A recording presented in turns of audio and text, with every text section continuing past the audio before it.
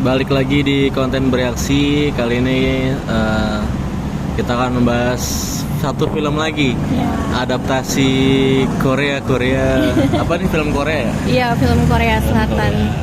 Nah ini baru tayang hari ini pertanggal 8 September. Nah, film apa ini yang digadang-gadang jadi film remake terbaik katanya? Iya. Jadi film yang barusan kita tonton adalah Miracle in Cell Number 7. Filmnya ini dari yang tadi kita bilang, dia tuh diadaptasi dari Korea Selatan ya, yang film oleh Lee Hwang Kyun. Yeah. Nah terus sutradaranya sendiri yang kalau di Indonesia adalah Hanung Bramantyo gitu. Terus dibintangi oleh jajaran cast yang sudah malang melintang dan menjanjikan sekali ya di perfilman Indonesia. Yang pasti yang jadi pemeran utamanya adalah Vino G. Bastian. Iya. Sebagai Dodo Rozak. Bukan ayah Rojak ya? Bukan ayah Rojak. Nah terus yang menjadi anaknya si Kartika atau Ika panggilannya adalah Graciela Abigail. Lucu banget ya. Terus dibintangi juga sama Om Indro Warkop. Terus Tora Sudiro. Sebagai siapa? Om Indro itu sebagai Promen namanya, cuman Bang siapa ya? Bang Japra. Japra. Terus dibintangin sama Tora Sudiro sebagai Zaki. Rigen Rakelna ya? Rigen sebagai Yunus.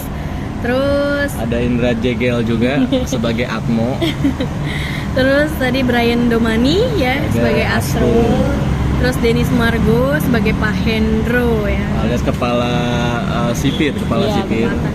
Ada Masya Timothy juga peranin sebagai Ibu Uwi atau Ibu Juwita. Ya. Istrinya si Dodo.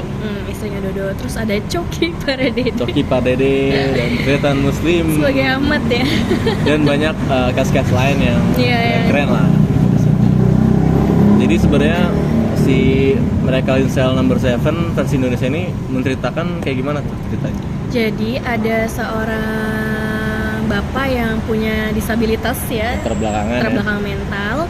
Nah dia tuh berjualan balon gitu ya, dan dia tuh membesarkan anaknya sendiri semenjak ibunya itu meninggal. Nah anaknya tadi yang si Ika ini adalah anaknya. Anaknya tuh pintar ya, lucu. Nah terus suatu ketika terjadilah sebuah insiden yang membuat dia harus dipenjara ya. Dan dihukum mati bahkan ya. Dengan kasus pembunuhan dan kekerasan seksual pelecehan seksual pada anak perempuan gitu.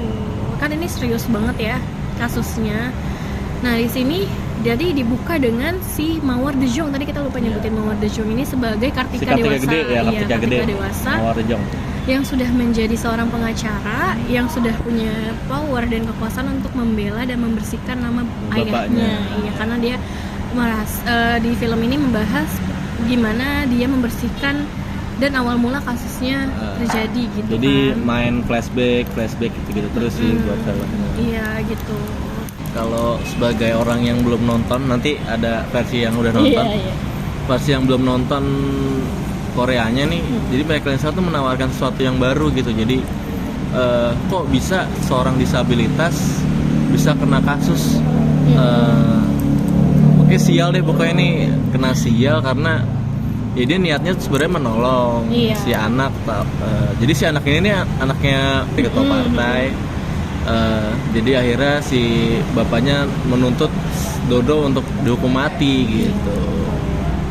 Dan kalau versi luarnya nggak jauh beda nggak sih? Secara garis besar sih versi luarnya tuh nggak jauh beda ya. Namanya dia kan remake-nya, membuat kembali.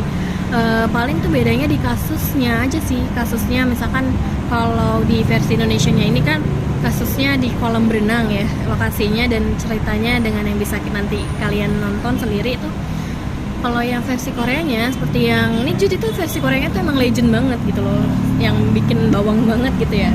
Nah kasusnya sendiri tuh gara-gara tas Sailor Moon gitu. Jadi tuh tas Sailor Moonnya yang jadi highlight lah intinya, gara-gara itu kasusnya terjadi gitu. Agak berbeda sih ya, tapi secara garis besar dengan menyesuaikan Indonesia gitu ya, semua kan kondisi Indonesia dan lain-lain sama sih intinya mah semuanya gitu. Paling keren sih ketika adegan si Dodo ini awalnya niat nolongin si anak, tapi dituduh sebagai pembunuh sama pemerkosa. Langsung ditarik, itu emosional banget sih. Iya. Gitu kan. Dan langsung hukum mati tanpa melalui proses peradilan yang jelas. Iya. Bahkan kasus ini pun tanpa saksi yang jelas, maksudnya saksi yang memang melihat kejadian dan barang bukti yang nggak kuat gitu ya. Tapi tiba-tiba dijatuhi hukuman mati. Iya, hanya karena yang terkena kasus ini adalah orang penting yang punya kuasa, akhirnya ketua partai. Iya, dan yang punya power gitu, yang akhirnya dia menyudutkan si Dodo sendiri. Apalagi kan sebenarnya Dodo sendiri adalah penderita disabilitas gitu ya,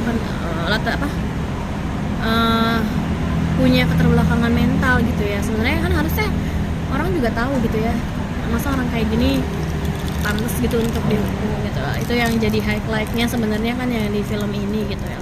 Dan juga yang paling seru bukan petualangan, jadi kehidupan si Dodo menjalani sisa hidupnya tuh di penjara, yang dibantu sama Om Indro, Tora Sudiro, Indra Jegal sama Rigen yang kadang lempar-lempar komedi ya, yang oke juga gitu yang ngisi. Ya. Karena sebenarnya versi Korea sendiri pun komedi. Oh, komedi. Iya, komedi banget gitu, yang bikin kita tuh ketawa-tawa. Kayak kekonyolannya si sel nomor 7 ini kan, kalau misalkan di Korea tuh ada selnya itu nomor 7 gitu. Kalau tadi nggak di ini ya, nggak disorot ada, gitu ya. Disorot. Jadi pas mau masuk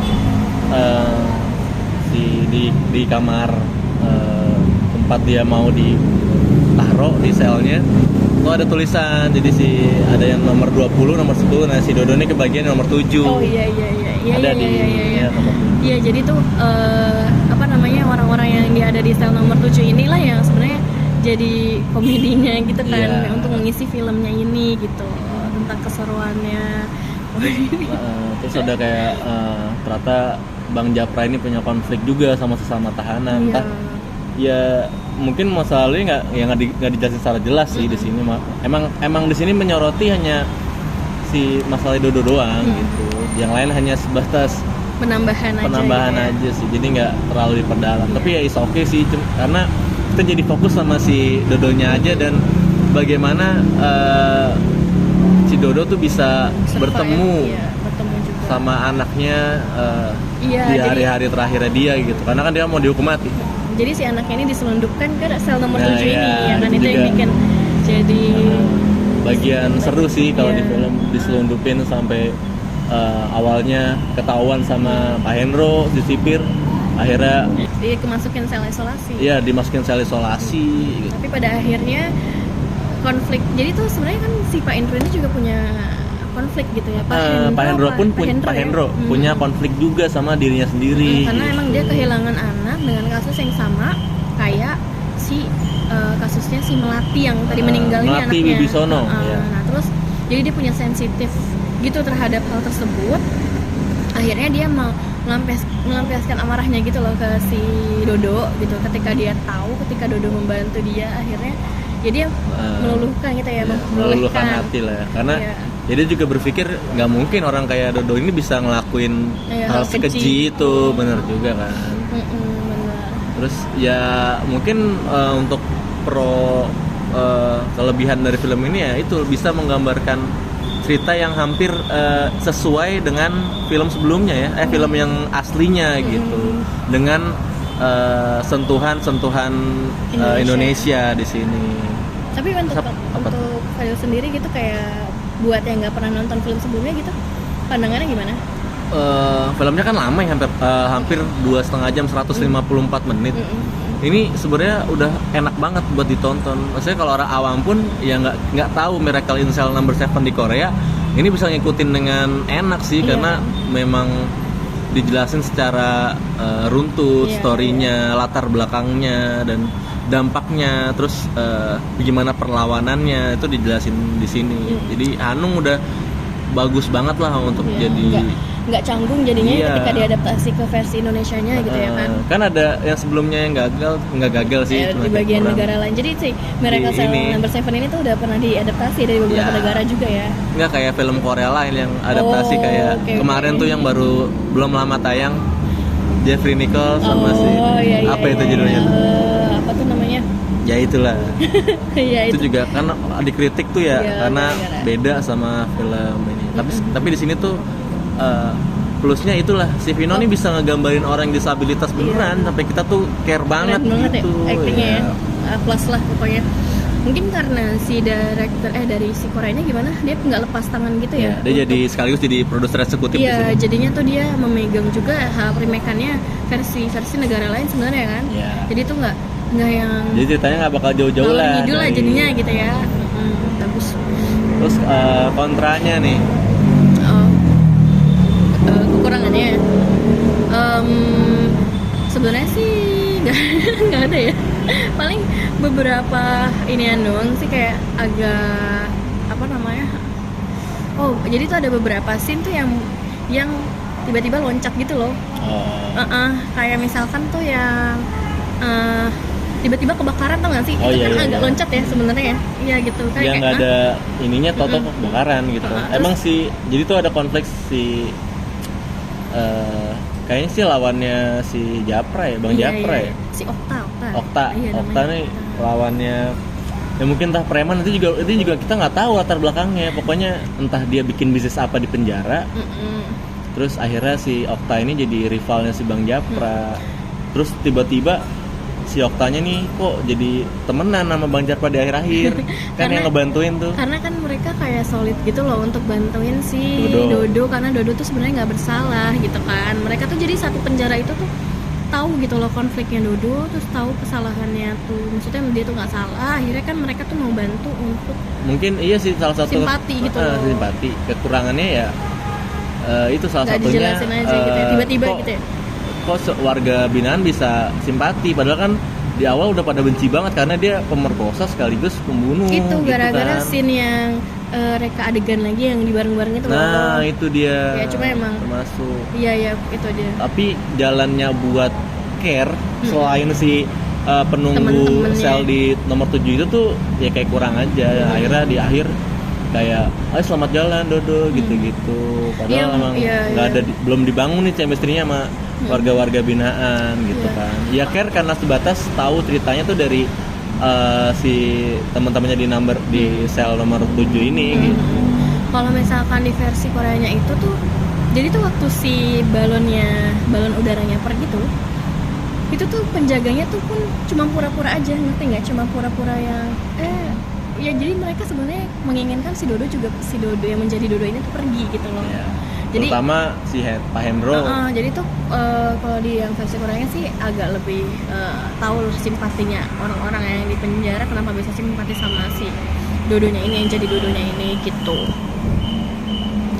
Nah, Terus kurangannya kayak kalau anak hukum ya, secara anak hukum nih yang tahu penjara, apalagi orang-orang sipir mungkin nonton film ini kayak kok hukumnya begini, kok awalnya nggak boleh nyelundupin anaknya kan, kok dibolehin sama sipirnya, terus kayak kok peradilannya bisa tanpa ada asas praduga tak bersalah, kok bisa tiba-tiba langsung hukum mati ya, dipidana dihukum mati gitu kan. Nah ini tapi memang dijelasin juga sih di akhir. Iya. Jadi sebenarnya percepat baca juga. Jadi si Hanung ini tuh bikin sistem peradilan sendiri nih di film ini gitu. Biar dia menyinggung gitu ya. Ya tidak menyinggung sekaligus tidak miskonsepsi sih sebenarnya. Gitu. Jadi tuh kalau misalkan di Korea itu yang menjadi atasannya, yang menjadi si anaknya meninggal ini, yang di kasus yang meninggal ini tuh anaknya kalau nggak salah komisaris polisi, pokoknya petingginya polisi gitu. Jadi itu lebih masuk akal nggak sih untuk nggak bisa dilawan. Iya, untuk memanipulasi data atau dan segala macam gitu loh. Kalau di sini kan ketua partai ya sebenarnya kan yang ya, jadi gubernur yang mau jadi gubernur. Sebenarnya emang punya power sih, cuman kalau yang versi Korea menurut aku sih lebih masuk akal aja gitu kalau dia tuh masih bagian dari polisi gitu kan, karena kan pasti lebih mudah untuk segala macam gitu kan. Ya. begitu sih. Jadi untuk review kami di film Miracle in Cell Number 7 terakhir, berapa nilai buat film ini? Nangis bersama. 8,5/10. Sama sih 8,5/10 Iya, sih, karena ini keren banget lah, cocok ditonton buat semua umur ya. Iya, semua umur ya, semua umur lagi. Boleh bawa anak-anak yang sudah pasti di atas 2 tahun ya, dianjurkannya. Boleh biar bawa. nggak berisik. Iya. Terus sama keluarga juga cocok ya ditonton ya. Ini enjoy banget filmnya, ngajarin arti seorang bapak yang berjuang Iya. di kekurangannya dan dalam kekurangannya tuh masih berjuang buat anaknya. Iya betul, dan sangat menyentuh sekali ya. Gitu Oke, aja. ya gitu aja. Sekian review dari kita. Ya. Tungguin lagi review film kami Lainnya. selanjutnya hanya di channel ini. Bye bye. See you.